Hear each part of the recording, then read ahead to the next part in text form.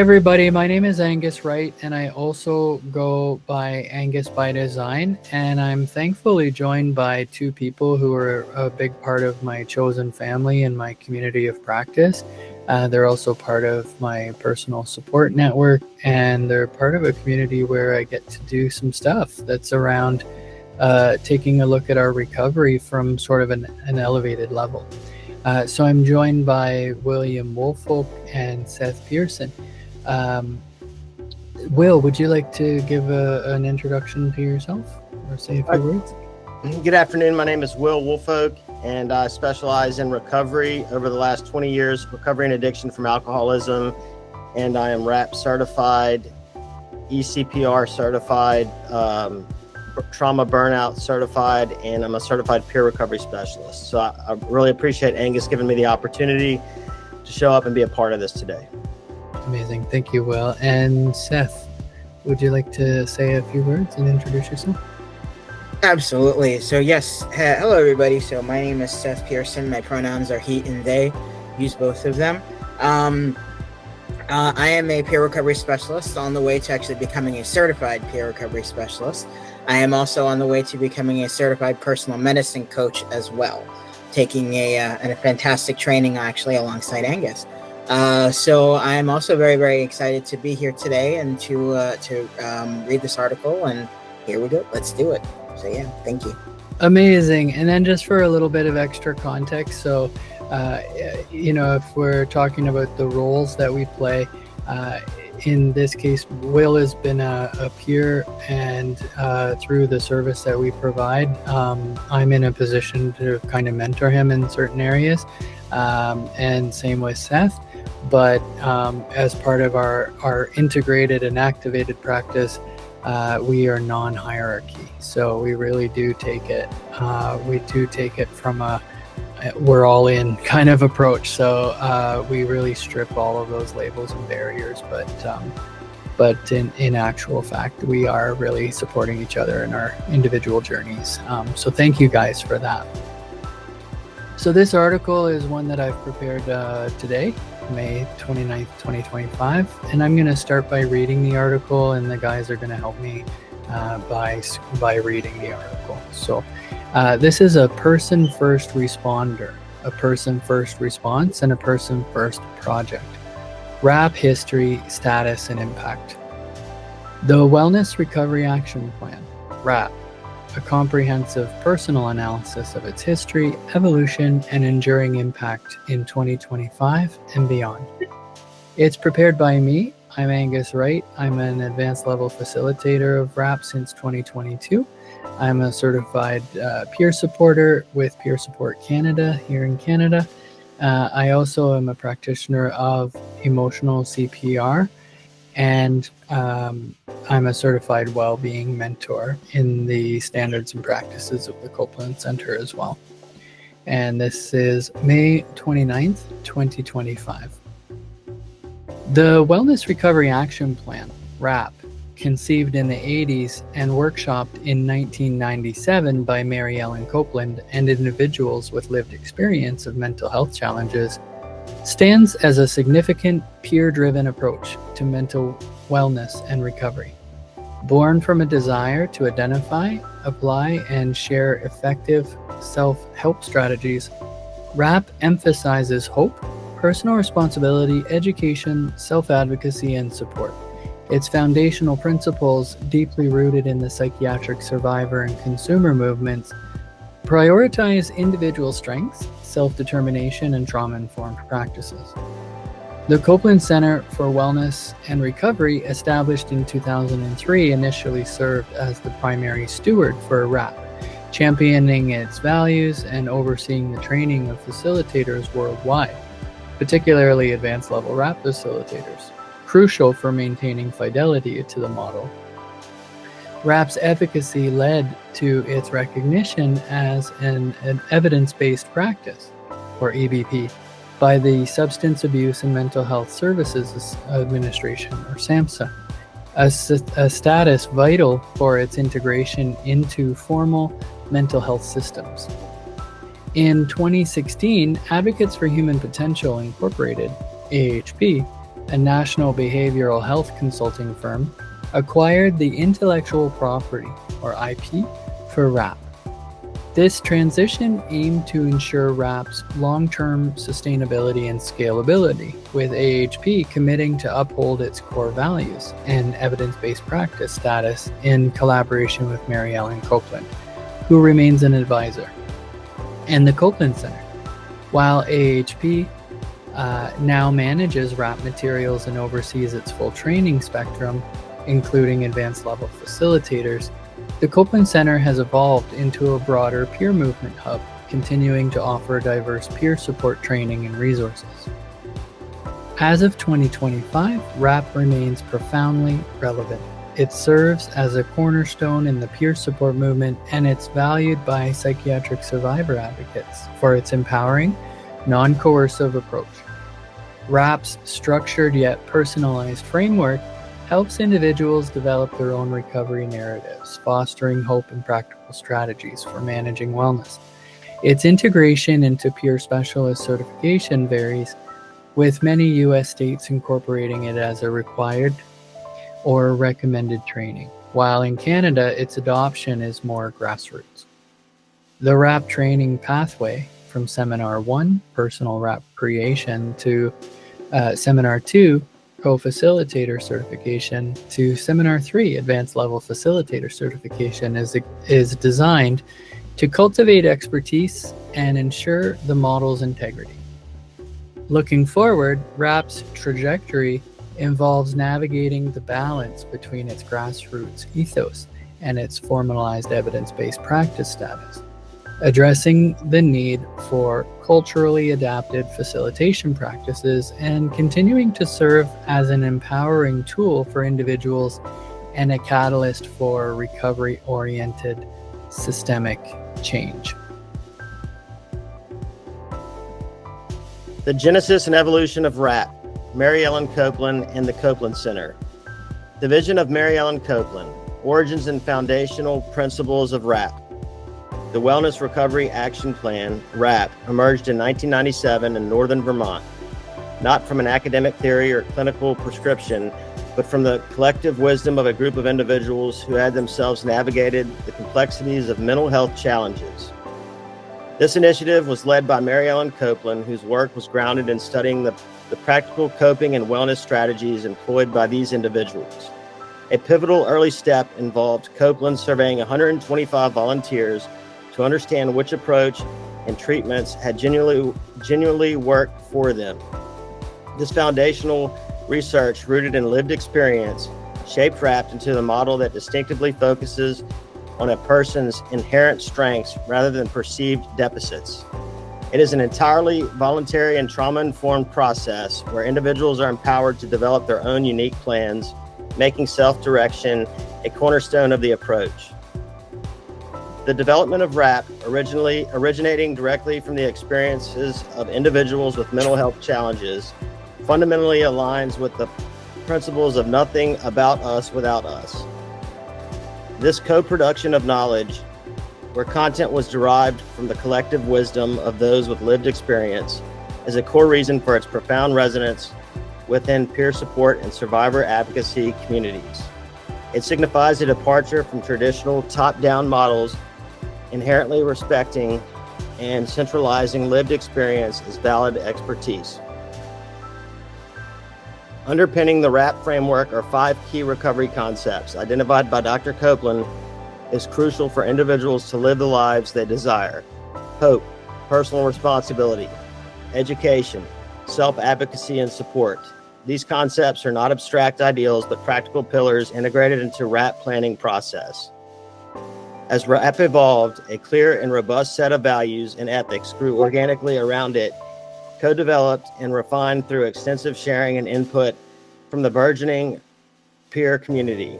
These values, emphasizing dignity, compassion, mutual respect, unconditional high regard, and the absolute right to self-determination, are considered the very heart of RAP training and implementation and are detailed in Table 1. The key concepts and values embedded in RAP, and in stark contrast to historical and often contemporary experiences within traditional mental health systems, which can be disempowering, coercive, and overwhelmingly deficit-focused. The explicit emphasis on strengths rather than perceived deficits, and the encouragement to move beyond clinical, medical, and diagnostic language towards accurate descriptions of experiences, feelings, and behaviors represent direct challenges to the medical model's potential for pathologization and stigma. Furthermore, the guiding principle is that there are no limits to recovery actively counters the prognostic pessimism that individuals with mental health diagnoses often encounter. In this contest, RAP's design can be understood as a deliberate effort to create a parallel system of support and self-management that empowers individuals in ways traditional services frequently fail to, thereby filling a critical void and offering a tangible pathway for individuals to reclaim agency over their lives and well-being.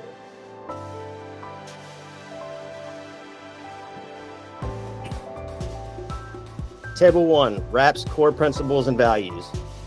The category, key concepts, principal value, hope, brief description and elaboration, the belief that one can get well, stay well, and achieve life dreams and goals. Key concept, personal responsibility, recognizing that it is up to the individual to take action for their own wellness. Key concept, education, learning all one can about their experiences to make informed decisions. Key concept, self-advocacy, effectively communicating one's needs and preferences to get what is wanted and deserved. Key concept, support, receiving support from others and giving support to enhance quality of life. Core value ethic, self-determination. Individuals are the experts on themselves. RAP is self-designed and voluntary. Participation and content are decided by the individual. Core value ethic, equality and mutual respect. All individuals are treated with dignity, compassion, and unconditional high regard. No one is superior. Peer learning is based on mutual understanding. Core value ethic, focus on strengths, emphasizes individual strengths and resilience rather than perceived deficits or diagnoses. Core value ethic, unconditional acceptance and non-judgmental support. Acceptance of diversity, culture, gender, etc. Support is offered without judgment. Core value ethic, trauma-informed. Difficult feelings, behaviors are understood as normal responses to trauma, not symptoms or diagnoses. Core value ethic, no limits to recovery. Belief that everyone can recover and achieve wellness regardless of past experiences or diagnoses. Core value ethic, simple and safe strategies. Focus on practical, accessible, and safe wellness tools that individuals can use themselves. Core value ethic, discarding clinical language. Encourages moving away from potentially stigmatizing clinical or diagnostic labels in favor of descriptive language about personal experiences. The Copeland Center for Wellness and Recovery, Establishment, Mission, and Early Impact.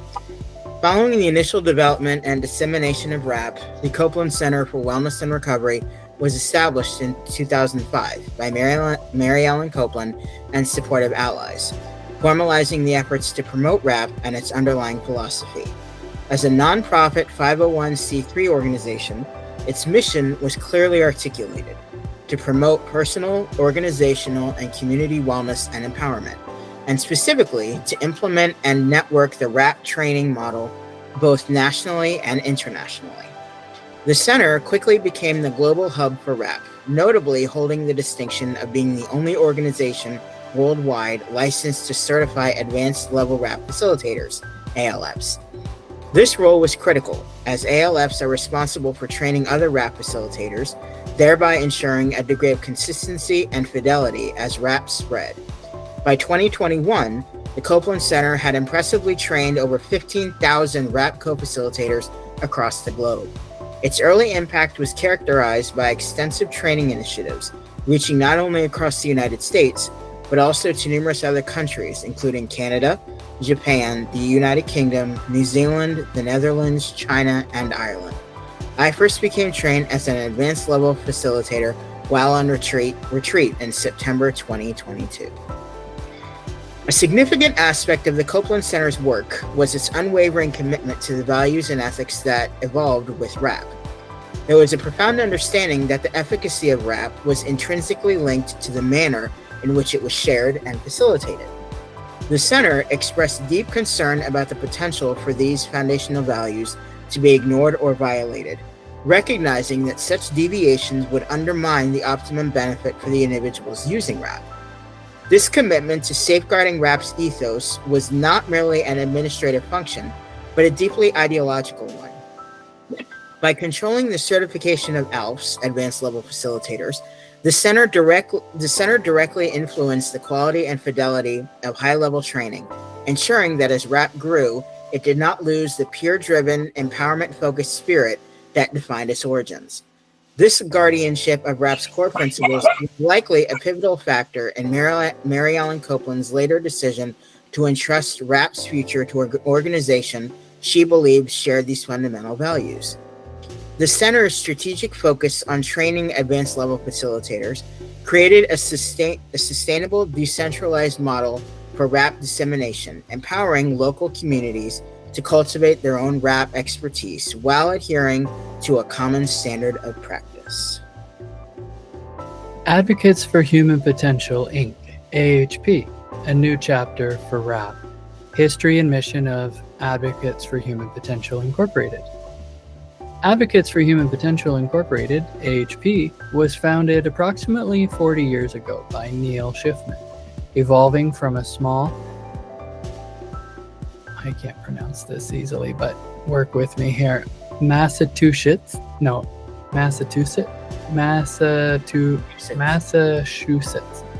I say it? Say it for me. Massachusetts. No, I call it Massachusetts, and it's not. Anyway, okay. I digress. A small, say it for me when I get to that point. So, yeah. Advocates for Human Potential, Inc., AHP, was founded approximately 40 years ago by Neil Schiffman, evolving from a small Massachusetts-based company into a significant national firm with extensive reach and hundreds of staff members. AHP's mission to transform behavioral health and human services systems so organizations and individuals can reach their full potential. The mission is encapsulated in their tagline, "Never Walk Alone," which reaffirms a commitment to those that they serve. AHP's work spans a wide array of critical areas within behavioral health and human services, including opioid crisis response, comprehensive behavioral health systems of care, workforce development, criminal justice system involvement, health-related social needs, housing and homelessness, data science for quality improvement, integration and care coordination, and the design of behavioral health continuum of care, including crisis continuums.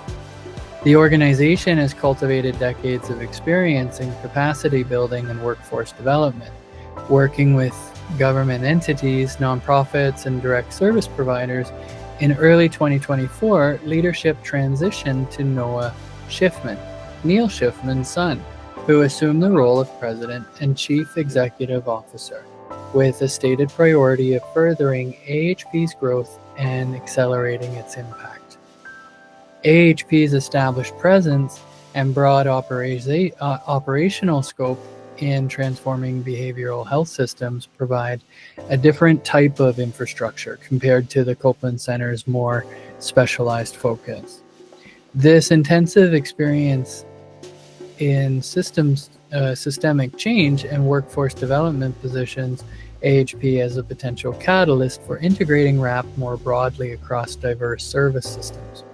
So given AHP's mission to transform behavioral health and human service systems and its established partnerships across governmental and nonprofit sectors, the acquisition of RAP and evidence-based practice offers a concrete tool that AHP can leverage within its larger systemic transformation efforts.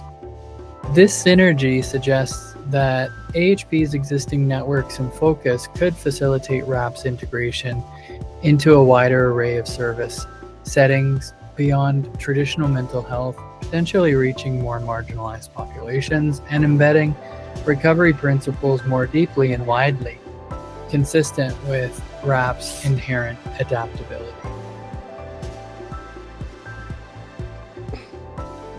The 2016 acquisition of RAP, Rationale and Implications. On July 1st, 2016, Advocates for Human Potential, Inc., AHP, acquired RAP and Recovery Books, a portfolio that included over 30 books, manuals, curricula, and other educational products, as well as the RAP website, mobile application, and e-learning curricula. This marked a significant transition for RAP, moving its intellectual property from its founder-led nonprofit, the Copeland Center, to a larger national consulting and research firm. The decision for this transfer was initiated by Mary Ellen Copeland herself. She personally selected AHP, expressing confidence that AHP shared the same core values and dedication to RAP as an evidence-based practice, EBP. Copeland's public statements at the time emphasized her view of RAP as a community-owned process. RAP never belonged to me. It belonged to the courageous people who helped to develop the process and vision. Neil Schiffman, then AHP president and CEO, noted that both organizations were committed to empowering people to improve their health and wellness, whether at an individual or organizational level. AHP committed to making existing RAP materials available while also planning for product and content expansion, and pledged to work closely with the Copeland Center and Mary Ellen Copeland to ensure broad access to RAP. The acquisition by AHP can be interpreted as a strategic move aimed at ensuring the long-term sustainability and scalability of RAP. AHP, as a larger national firm, possesses more extensive resources and a broader operational infrastructure than the Copeland Center, a smaller nonprofit organization. Sustaining global training initiatives, regularly updating materials, and supporting ongoing research necessary for an EBP can be resource intensive. AHP's state plans for product and content expansion and ensuring access in whatever way works best for them, users, suggest an ambition to enhance RAP's reach and utility. This transition, therefore, likely sought to provide RAP with the robust backing needed for its continued development and dissemination as a leading EBP, while simultaneously aiming to protect its core peer-driven essence through Copeland's ongoing advisory role and AHP's explicit comments to RAP's values. This move also introduced the inherent challenge and opportunity of maintaining grassroots fidelity within a more corporate, though mission-aligned structure.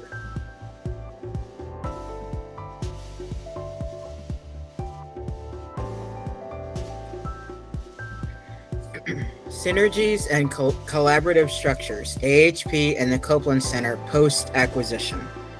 Following the 2016 acquisition, a collaborative relationship was established between AHP and the Copeland Center for Wellness and Recovery, designed to leverage the strengths of both organizations. AHP assumed responsibility for managing all RAP intellectual property, including updating existing materials and developing new products. In these endeavors, AHP has stated its intention to work hand-in-hand with the Copeland Center for Wellness and Recovery and others in the RAP community to meet the evolving needs of RAP users globally and ensure its delivery with fidelity to the evidence-based practice model. Initially, a key aspect of this collaboration involved the Copeland Center retaining a unique role in high-level training. For a period post-acquisition, the Copeland Center was described as the only organization licensed to certify advanced level RAP co-facilitators, ALFs. This division of labor suggested AHP manage the IP and broader dissemination, while the Copeland Center focused on the critical training of ALFs essential for maintaining the quality and fidelity of RAP facilitation worldwide. However, the roles concerning ALF training have evolved. More recent information from AHP's official RAP website indicates that AHP now directly offers RAP Seminar 3, the training required to become an ALF. ALFs are trained and certified by AHP or a licensed RAP organization, which is currently beginning to see a list of growing community partners and organizations stepping up. This is an intentional direct shift and expansion where AHP has taken on more direct responsibility for the full spectrum of RAP training, including the certification of ALFs, resulting in a streamline of operations and utilizing its own extensive training infrastructure. Despite this evolution in training oversight, the collaborative spirit and shared commitment to RAP's integrity have remained evident. A significant example is the joint public statement released by AHP and the Copeland Center in December 2021. This statement addressed the concerns around action planning for prevention and recovery, often referred to as public domain RAP, clarifying that this older, unrevised document is not equivalent to the evidence-based RAP and should not be used as a substitute. This joint action underscores their continued partnership in protecting the fidelity of the EBP model and ensuring that individuals receive the most effective and well-researched version of RAP. The ongoing challenge is to ensure that this fidelity is maintained as AHP assumes more direct control over high-level training, a responsibility it asserts it is committed to upholding. RAP in 2025, navigating the landscape of peer support and psychiatric survivor advocacy. The Copeland Center current mission and strategic focus in 2025. So as of 2025, the Copeland Center for Wellness and Recovery continues to operate as an influential peer-run nonprofit organization with a clear and evolved mission. Its current mission is to promote personal, organizational, and community wellness and empowerment. We aim to shift the mental health care system towards a prevention and recovery focus by utilizing accomplishments developed and implemented by those being served and their caregivers, and by building networks that foster mutual support and community organizational empowerment. The center also describes itself as transforming lives by promoting wellness, recovery through community inclusion, and peer support through training, technical assistance, and advocacy, and identifies as the international leaders of the Wellness Recovery Action Plan. A statement reflecting its deep historical roots and ongoing strong association with RAP, even as AHP holds the intellectual property. The Copeland Center's activities in the current landscape are diverse, extending beyond RAP-specific training. They offer a range of programs including certified peer specialists, CPS training, peer-supported community inclusion, peer generation, youth empowerment, and taking action for whole health and well-being curriculum, which is based on SAMHSA's Taking Action curriculum and other recovery publications developed with input from individuals with lived experience. So the center also provides leadership and technical assistance, spearheads various projects, and manages initiatives like the Pillars of Peer Support and the Doors to Wellbeing. Doors to Wellbeing functions as a national technical assistance center, offering resources such as peer specialist database, a peer specialist webinar series, and information on psychiatric advanced directives and youth leadership. The programmatic breadth suggests an evolution in the Copeland Center's strategic focus. While RAP's principles are undoubtedly embedded in its DNA and continue to inform its work, the center has broadened its scope to become a more comprehensive hub for peer support for the peer support movement. Post AHP's acquisition of RAP intellectual property, the Copeland Center has diversified its offerings, allowing it to leverage its historical credibility and deep expertise in peer support across a wider range of initiatives. This strategic adaptation ensures its continued relevance and impact, positioning it as a key thought leader and capacity builder for the peer support movement at large. In 2025, the Copeland Center champions the peer perspective, educates on best practices, advocates for diverse pathways to well-being, and fosters inclusive environments for personal growth, with RAP's empowering ethos as a guiding force, but not its sole problematic output. RAP's enduring relevance in the peer and ex-patient psychiatric survivor movement. In 2025, RAP's foundational principles and methodology continue to resonate deeply within the peer support and ex-patient psychiatric survivor movements. Its very origins, rooted in the lived experiences and collaborative efforts of individuals who themselves navigated mental health challenges, make it inherently aligned with the core values of these movements. The unwavering focus on self-determination, personal empowerment, individual strengths, and strictly voluntary participation directly addresses the historical disempowerment often experienced by individuals within traditional mental health systems. RAP's declaration that it is for everyone, irrespective of diagnoses or perceived deficits, fundamentally challenges the medical model's potential for pathologization and aligns with the survivor movement call for medicalizing distress. The core values of the broader peer support movement, such as human rights, social justice, hope, empowerment, and mutual aid, are highly congruent with RAP's 5 key recovery concepts and comprehensive values and ethics statement.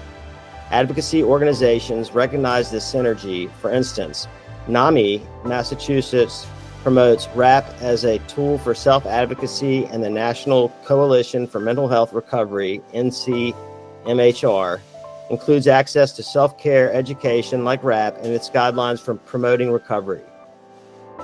The ongoing vigilance regarding fidelity to the RAP model, as evidenced by the joint AHP Copeland Center statement against diluted public domain versions, can itself be seen as a reflection of the movement's commitment to protecting the authenticity of peer-developed practices from co-optation or misrepresentation. As these movements continue to champion non-coercive, person-centered alternatives and advocate for systematic change, RAP stands as a well-established, evidence-based tool that not only embodies these ideals, but also offers a practical means for individuals to enact them in their own lives. Furthermore, RAP's EBP status, historically recognized by SAMHSA through NREPP, and currently through the ongoing endorsements and its use in SAMHSA-supported initiatives, gives it a unique legitimacy within mainstream systems. While its core principles, self-determination, peer-led facilitation, a strength-based and non-diagnostic focus, are inherently challenging to traditional hierarchical medical model approaches, its EBP designation allows for its adoption within these very systems, such as in mental health, outpatient programs, and even the Veterans Administration. By being integrated into such settings, RAP has the potential to introduce these transformative peer values and practices from the inside. In this way, RAP can function as a Trojan horse for systematic change. Once embedded, its peer-led facilitation and empowerment focus can subtly yet powerfully shift the culture of these systems, promoting recovery-oriented values, empowering service users, thereby advancing the broader goals of the peer and survivor movements within the established culture structures. And addressing marginalization, access, and fostering recovery narratives. So RAP's inherent design and principles make it a potent tool for addressing marginalization, improving access to support, and empowering individuals to construct their own recovery narratives grounded in hope and radical acceptance. In assertion for being for everyone and its applicability to a wide array of life issues beyond formal mental illness diagnosis, including addictions, trauma, and major life transitions, contributes to its inclusivity. This broad applicability is particularly relevant for marginalized communities whose challenges may not fit neatly into diagnostic boxes or who may face intersecting forms of oppression.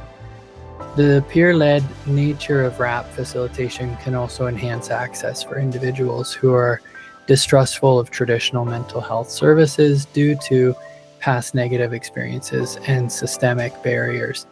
A core strength of RAP lies in its capacity to help individuals develop their unique recovery stories. Hope, a central concept of RAP, is actively cultivated throughout the process.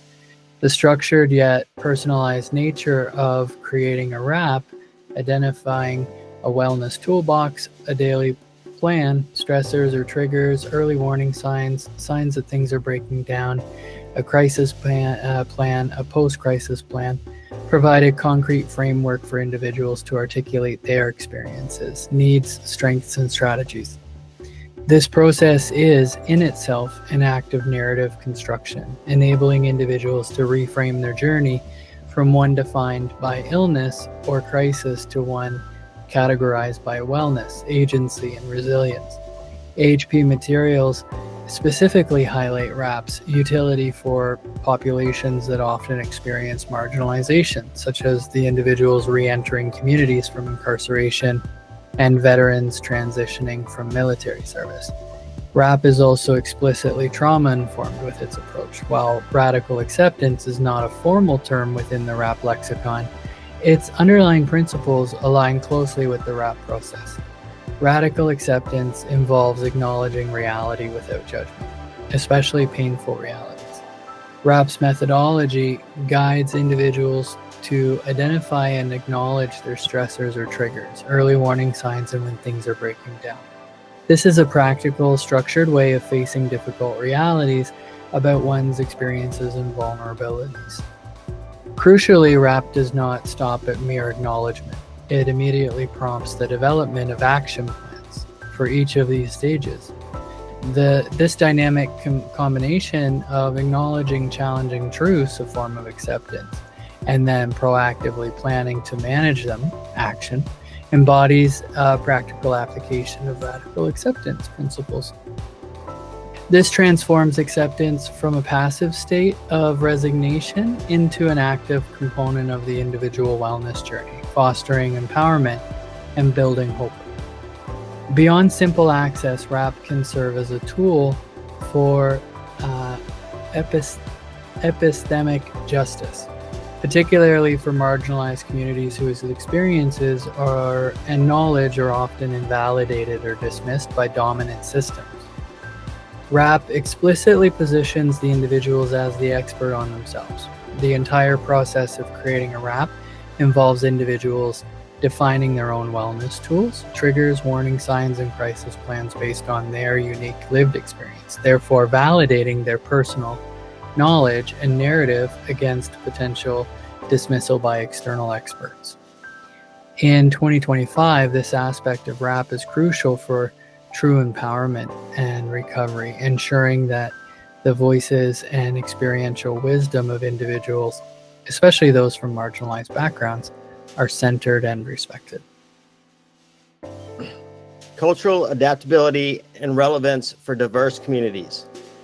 The foundational principles of RAP, such as the unconditional acceptance of diversity, including culture, ethnicity, and language, and its core tenet of self-determination, theoretically make it highly adaptable to diverse cultural contexts.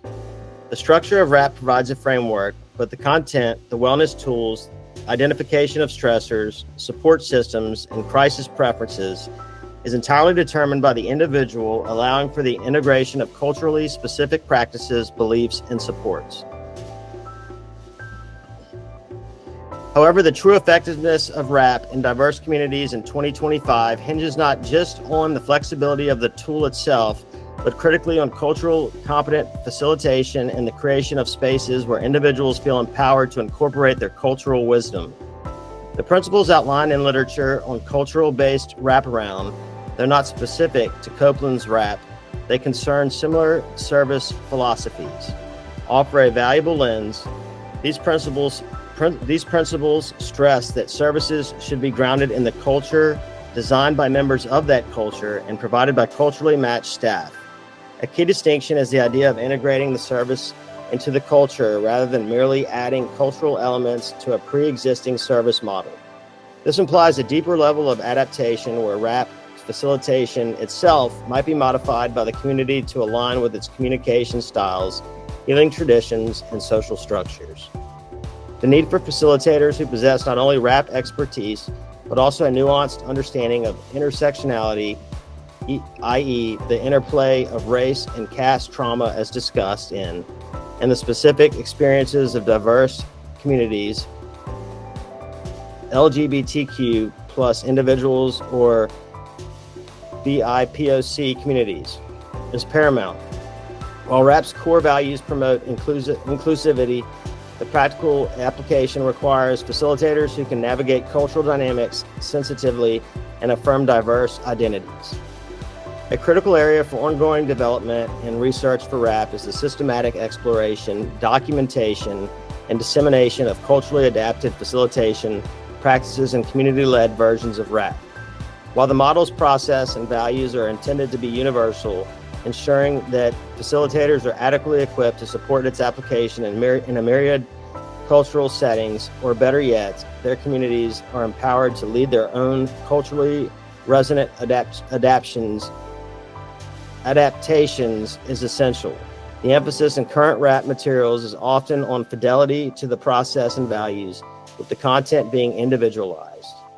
The challenge and opportunity lie in ensuring that the individualization genuinely extends to profound cultural integration, guided by the communities themselves rather than superficial adjustments.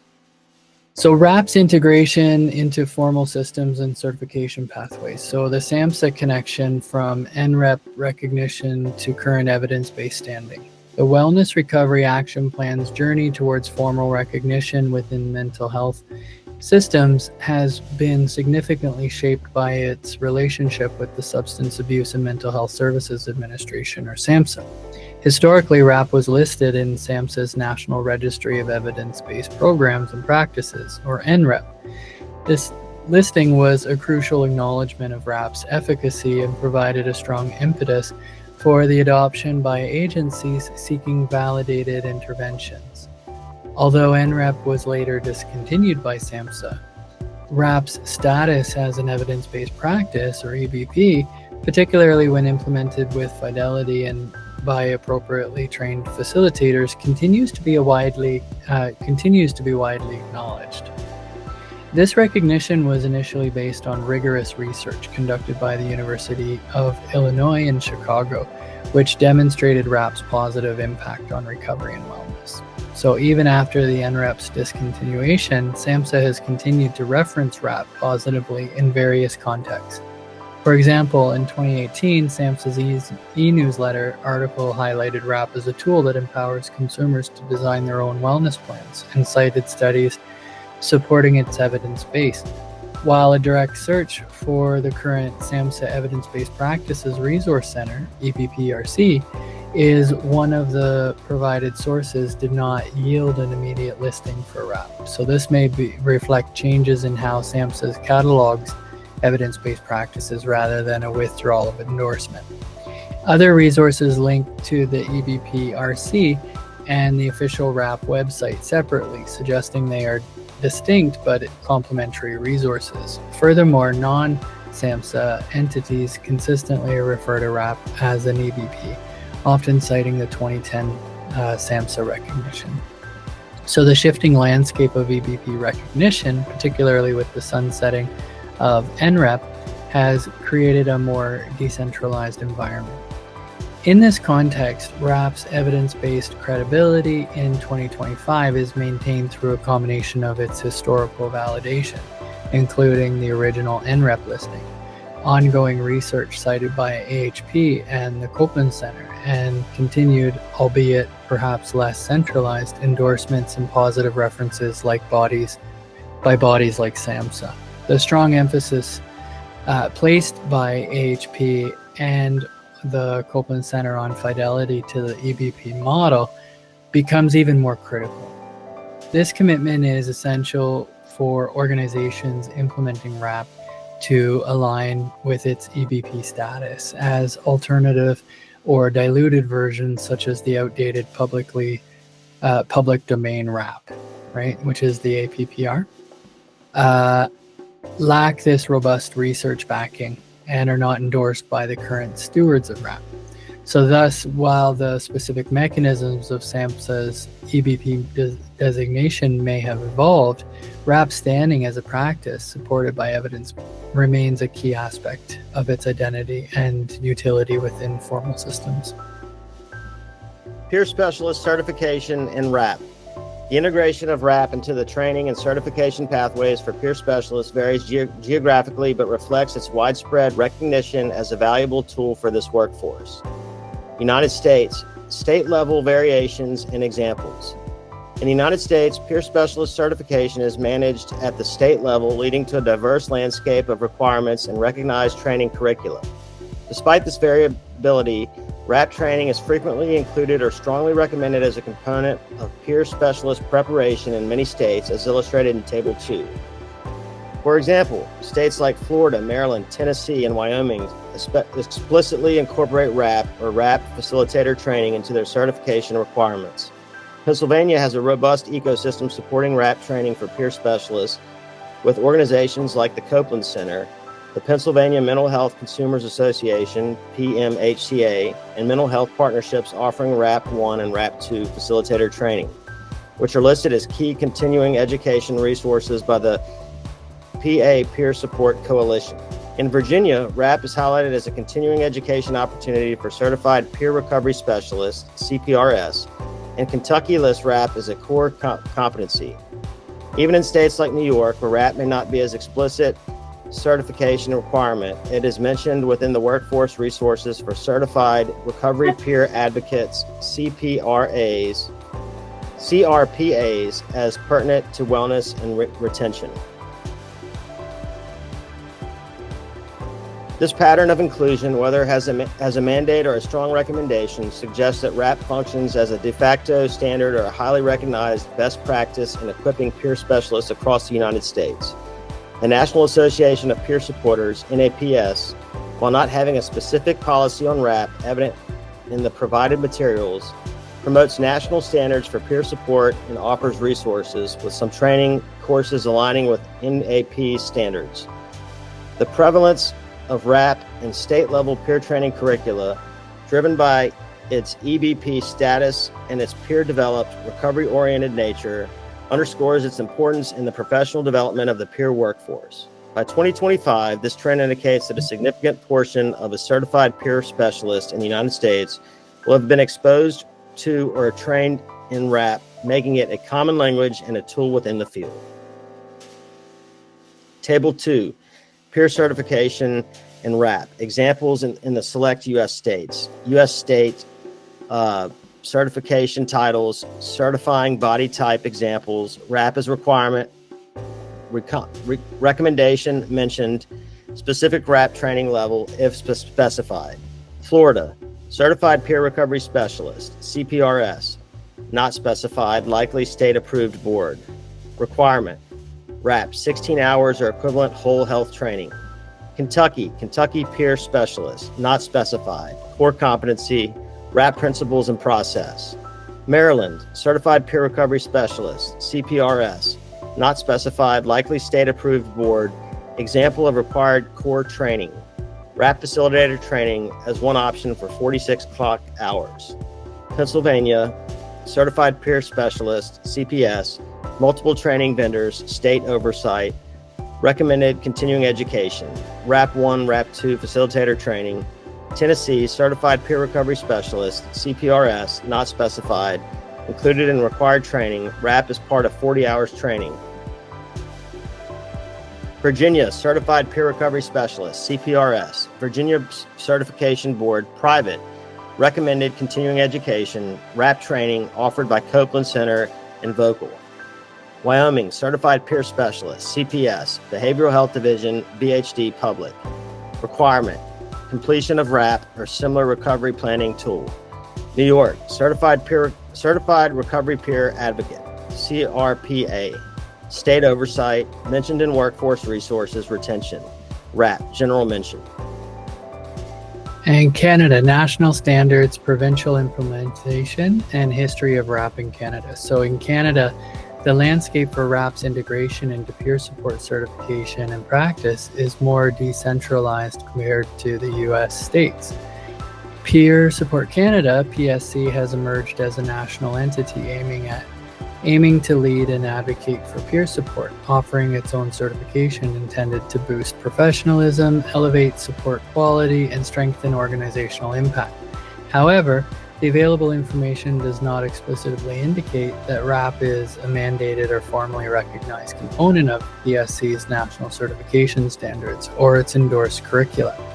Similarly, while the Mental Health Commission of Canada, MHCC, has developed guidelines for the practice and training of peer support, these are general guidelines promoting recovery, empowerment, and hope, principles that align well with RAP, but they do not mandate specific tools like RAP. So despite the absence of explicit national standardization involving RAP, the tool is actively used and offered by various organizations as the provincial and at the provincial and local levels. So for instance, branches of the Canadian Mental Health Association, CMHA, provide RAP programs. CMHA Saskatoon offers RAP for adults with mental illness diagnosis, and CMHA Thames Valley in Ontario runs an 8-week RAP workshop for individuals facing addiction and or mental health challenges. The Craftsman Centre in Ontario also acknowledges RAP as a component of recovery education generally, though its specific inclusion in the Peer Recovery Education Program, or PrEP, is not explicitly detailed. Furthermore, resources like the Wellness Recovery Network Edmonton and Alberta list RAP mental health recovery as an available tool. So the history of RAP in Canada traces back to early facilitator training conducted by the Copeland Centre. I know ELFs and co-facilitators directly trained by Mary Ellen herself. This is a more organic grassroots spread of RAP, leading to localized adoption by individual organizations and peer communities that recognize its value rather than a top-down nationally coordinated strategy for integration into peer support training. Consequently, in 2025, RAP's presence in Canada is characterized by its grassroots adoption. While valued and utilized, its formal incorporation into a unified national peer support certification standard via Peer Support Canada is not apparent from the current data. So as of 2025, Peer Support Canada has discontinued its peer support mentor certification. This will result in greater diversity in how RAP is applied across the country, but results in less consistency in terms of access or formal recognition within standardized certification pathways being accessible to further marginalized communities, including Black, Indigenous, and people of color, as well as peers with QSL, LGBTQIA+ lived experience, and those who face exceptional trauma or extraordinary experiences compared to jurisdictions with more illicit mandates. Understanding RAP training and facilitation levels. The Wellness Recovery Action Plan, RAP, employs a structured training pathway designed to equip individuals first with personal experience of the tool and then, for those who choose, with the skills to guide others through the process. This process ensures that facilitators have an authentic understanding of RAP from a user's perspective, reinforcing the peer-led ethos of the model. The pathway typically involves 3 main seminar levels, each with distinct purposes, content, and outcomes, as detailed in Table 3. So RAP Seminar 1 is building a personal foundation for wellness, or creating your RAP. RAP Seminar 1 serves as the entry point to the RAP model and is intentionally designed to be accessible to anyone interested in enhancing their wellness and recovery, regardless of prior experience or professional background. There are no prerequisites to attend this seminar. Its primary purpose is to introduce participants to the foundational values, ethics, and 5 key recovery concepts. So hope, or personal responsibility, education, self-advocacy, and support that underpin RAP. The core activity of Seminar 1 is guiding participants through the process of creating their own personalized wellness recovery action plan. Participants engage in mutual learning model, often with peers, where they learn to develop personal life and wellness goals. They explore and identify their own simple, safe, and effective wellness tools, learn to recognize what throws them off track, so stressors and triggers, and develop proactive plans to maintain wellness and stay in control, even during a crisis. The seminar is typically structured to provide a minimum of 16 hours to 18 hours of instruction and interaction, which can be delivered intensively over a few days, or spread out over several shorter sessions, including virtual formats. The tangible outcome for participants is their own completed personal wrap. So for those who find the process particularly meaningful and wish to share it with others, Seminar 1 also serves as the essential first step and prerequisite on the path to becoming a certified wrap facilitator. This dual function as both a tool for personal empowerment and a gateway to peer leadership is significant. It allows individuals initially seeking support for themselves to organically discover a passion for assisting others, leading to a natural cultivation of new peer facilitators from the ranks of those who have personally benefited from and deeply understand the wrap process. This strengthens the authenticity and the peer-led nature of the entire wrap program.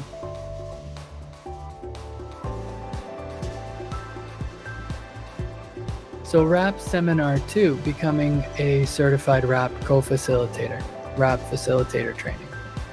Wrap Seminar 2, often referred to as wrap facilitator training, is the critical stage for individuals who wish to lead wrap Seminar 1 groups for others. The primary purpose of this intensive training is to equip participants with the necessary skills, knowledge, and materials to effectively and ethically facilitate the wrap Seminar 1 curriculum in their communities or organizations.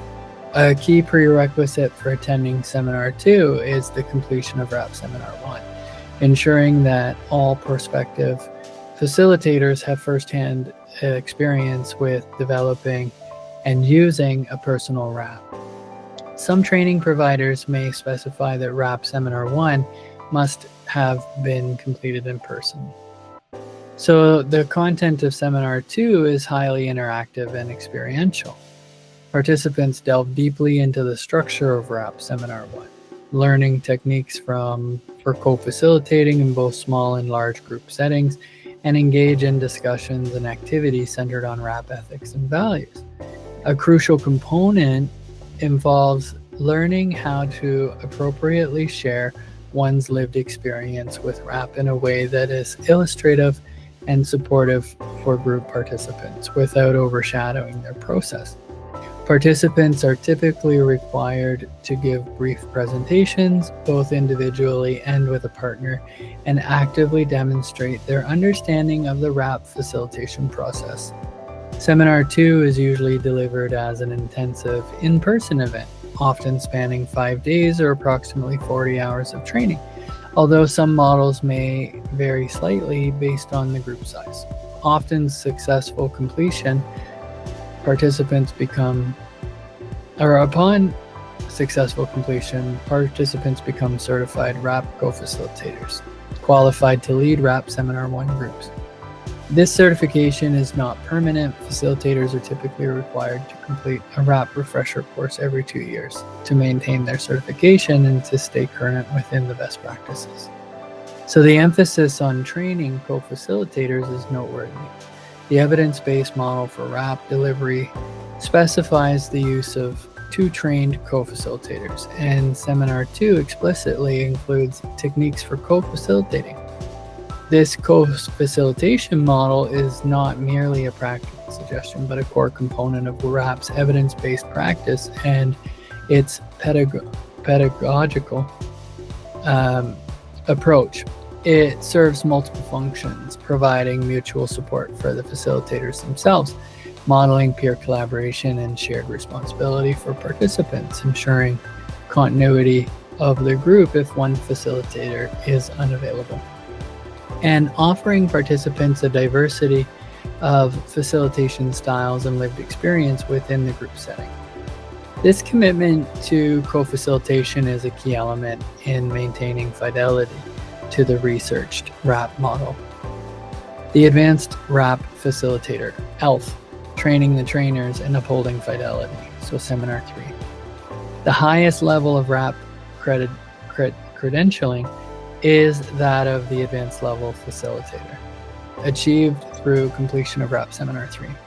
This specialized training is designed for experienced certified wrap facilitators who wish to take on the responsibility of training and certifying new RAP co-facilitators, for example, leading RAP Seminar 2 workshops and conducting RAP refresher courses for existing facilitators. ALFs thus play a pivotal role in the dissemination of RAP and the maintenance of its quality and fidelity. The prerequisites for entering Seminar 3 are rigorous, reflecting the significant responsibility ALFs undertake. Applicants must be certified RAP facilitators, typically having completed Seminar 2 within the past 2 to 5 years, depending on the certifying body's specific requirements at the time. Furthermore, they're expected to have substantial experience co-facilitating multiple RAP Seminar 1 workshops, possess a thorough and nuanced understanding of RAP principles, its values and ethics, and research supporting its EBV practice. Crucially, prospective ALFs should be actively living their RAP, demonstrating a deep personal integration of the model. RAP Seminar 3 is very interactive and intensive training, usually conducted in person over 3 to 5 days. The curriculum focuses on preparing participants to effectively facilitate RAP Seminar 2. It includes multiple practicum sessions where participants practice training others, an in-depth review of the evidence-based practice of RAP, small group work for collaborative learning, and mentoring from experienced ALF trainers.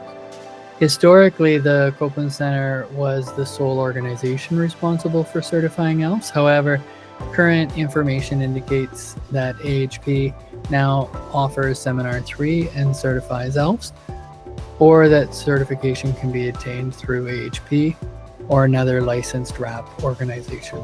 Like RAP co-facilitator certification, ALFs certification also requires periodic renewal, typically every 2 years, to ensure ALFs remain current within the model and its facilitation.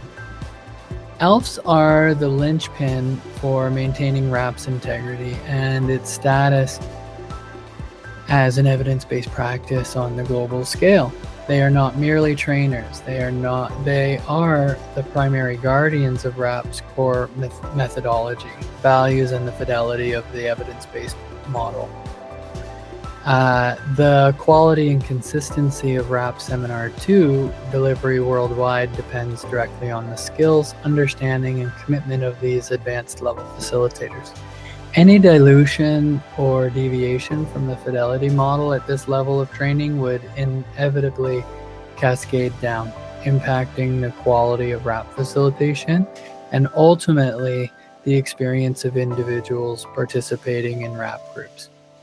The joint AHP Copeland Center statement cautioning against the use of public domain RAP underscores the ongoing concern about maintaining the integrity of the researched model, a task for which ALFs are uniquely positioned to address through high-quality, fidelity-adherent training.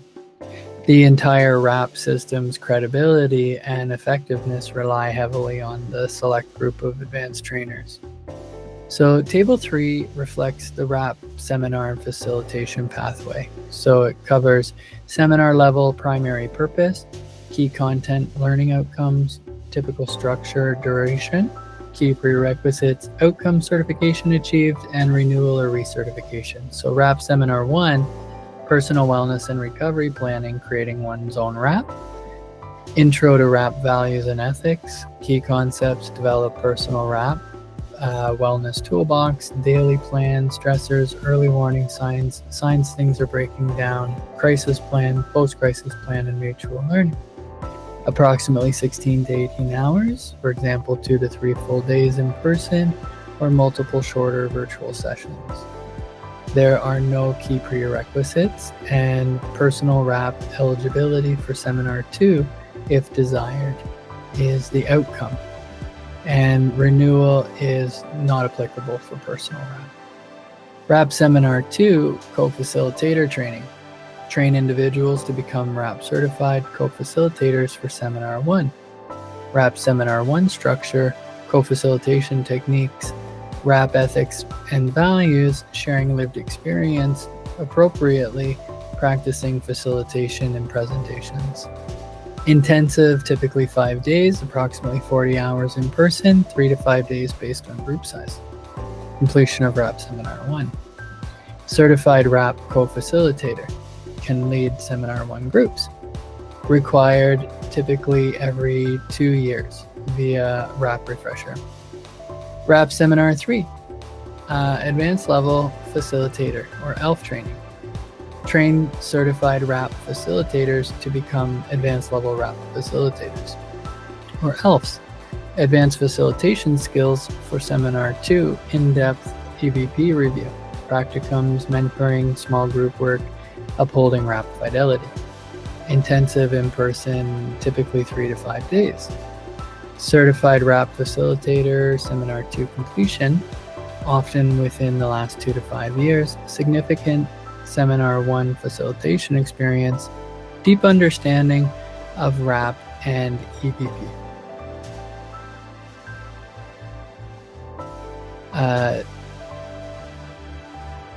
Certified advanced level RAP facilitators can train Seminar 2 and refreshers, and required typically every 2 years via ELF RETA certification. The future trajectory of RAP. So sustaining fidelity and impact on an evolving mental health ecosystem. The journey of the Wellness Recovery Action Plan from its grassroots inception to its current status as a globally recognized evidence-based practice highlights a remarkable success in peer-led innovation. As RAP moves forward under the stewardship of Advocates for Human Potential, in continued collaboration with the Copeland Center and the broader RAP community, a central ongoing imperative is the sustenance of fidelity to the EBP model. This fidelity is not merely about adherence to a manual. It is about preserving the core values, the peer-led co-facilitation model, and the empowering processes that research has shown to be effective. The role of advanced level RAP facilitators remains paramount in this endeavor, as they are the primary conduits for transmitting the knowledge, skills, and ethos of RAP to new generations of facilitators. The mental health ecosystem is continually evolving, with increasing demands for accessibility, effective in-person, centered interventions. RAP is well positioned to meet those demands. But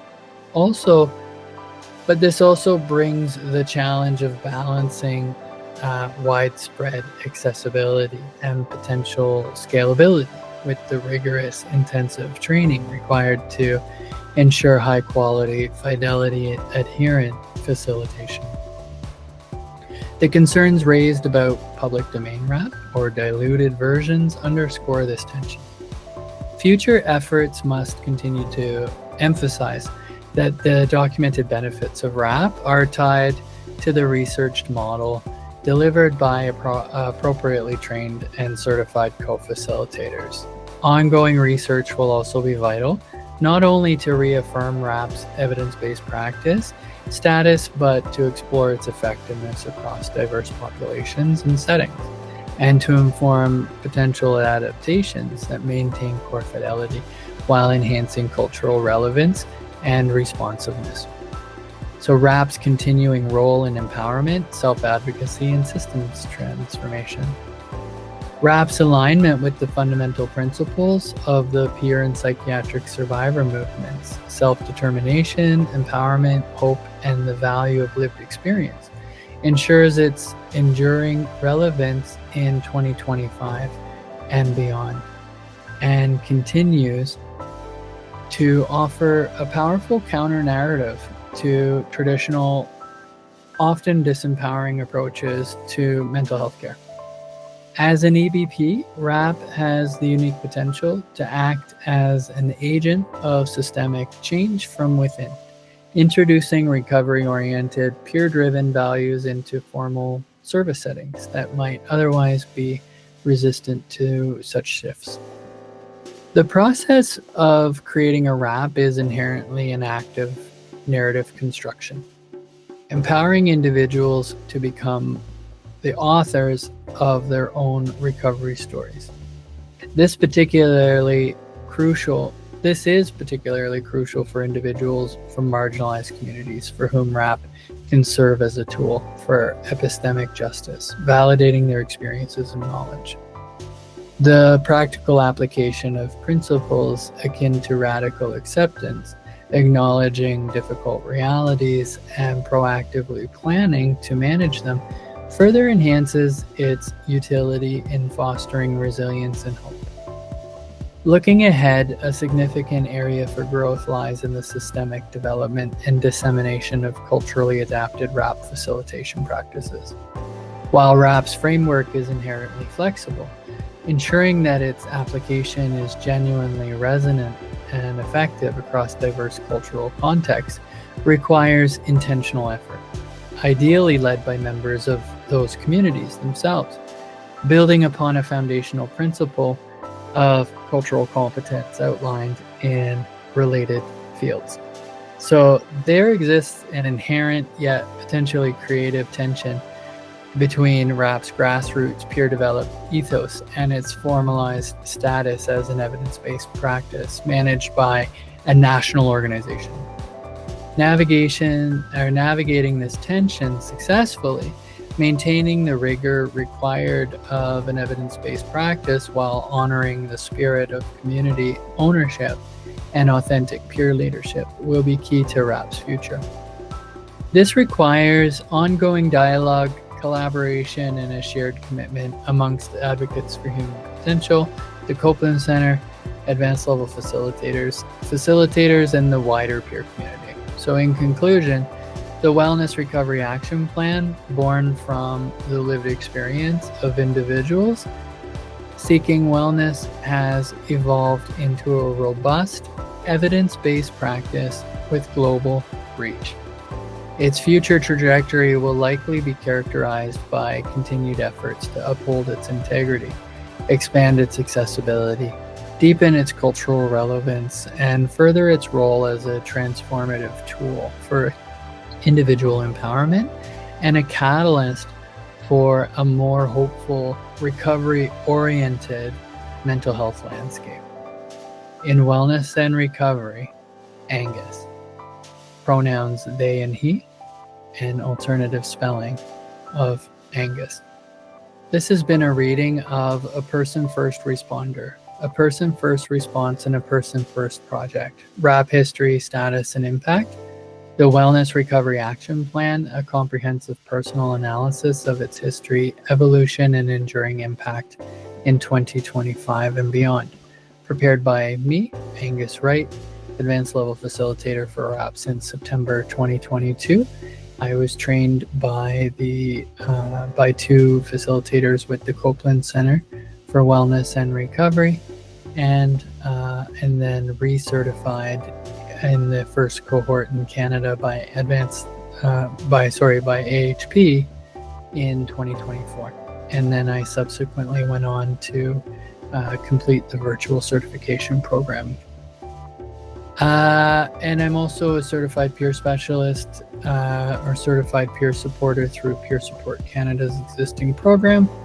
I also am a qualified emotional CPR practitioner, and that's a program that's rooted in connecting through empowerment, communication, and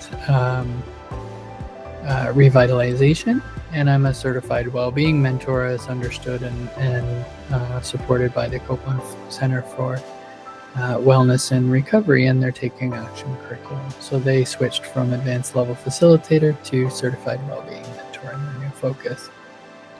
I was joined by my cohorts and my co-facilitators, William Woolfolk and Seth Pearson. And as part of our practice, as part of our goal, as part of everything that we were doing leading into this activity of just reading this article and them providing their support, Seth needed to self-advocate to leave the meeting right at the time to meet another appointment. but left the feedback that they are loving this amazing, powerful article and learning a lot more about the amazing journey and evolution that RAP has gone through. They include a smiley face in that statement. And as you may or may not have seen, William and I also checked in at one point because he had indicated a need to go, and he self-advocated to drop off the call and the practice when his next plan was coming into place. So I just want to say a special thanks for them and their ongoing communication and effort to support me, but also just the practice of picking up where we leave off and dropping off when needed and coming back when available. I'm very thankful for that.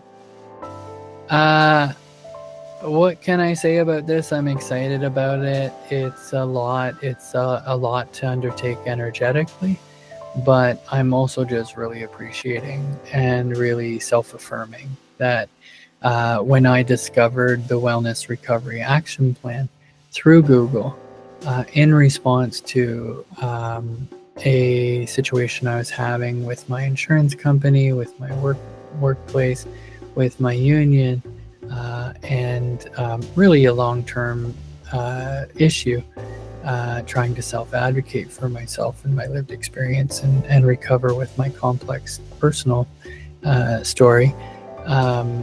These are all tools and people that have really kind of helped me along. I'm really glad that I was able to access the original materials of Mary Ellen Copeland, which were the loneliness and the depression workbooks. I was able to access them in my public library. And then over time, I was able to find and sign up for and patiently wait for and receive supports in being able to actually embody this process and to go through it. So I'm really proud to say that I managed to get here by also being active in my own recovery, but also active in the community. So I had a part to play, not only in keeping my Seminar 1 alive by finding a place for it to be completed, but then also in actively supporting a community that was adjusting to shutdowns, lockdowns, and closeouts as a result of the COVID pandemic in 2020. That led me to stay connected and get connected with the Copeland Center and another organization called One New Heartbeat. And it's really through the efforts, the love, the people, and the patients, but also embodying the practice and really having a personal commitment, not only to my own wellness, but into doing a good job that led me to be able to become certified in September of 2022, having achieved all of the prerequisites, which were still in practice and implemented by the Copeland Center for Wellness and Recovery. So I'm very proud of that. And so I continue to just pick up where I left off, and this is just a continuation of my practice. But I am the creator and founder and curator of the very, very first Canadian national Facebook group and initial organization of peers into a broader community of practice, which is implementing just the core value and principle that we are a person first, grassroots rollout and implementation of these values, ethics, and principles.